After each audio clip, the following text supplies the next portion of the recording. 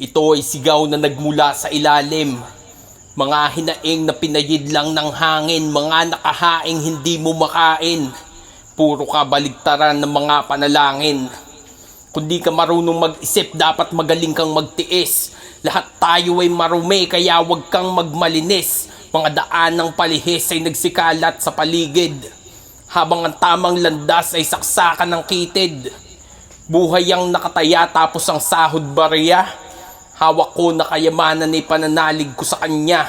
Nadadapa na aapakan, kadalasan katawa-tawa.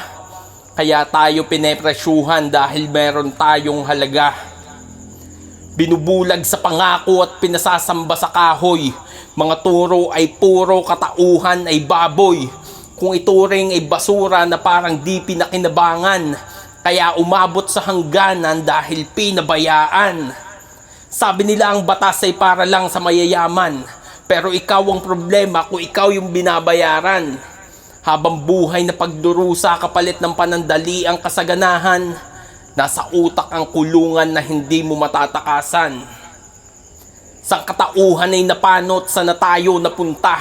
Likas talaga sa tao at sumugal kahit kapos na. Kung di mo kaya na tumulong kahit man lang mga musta, huwag kang humarang sa pagsulong ng ibang nakapusta.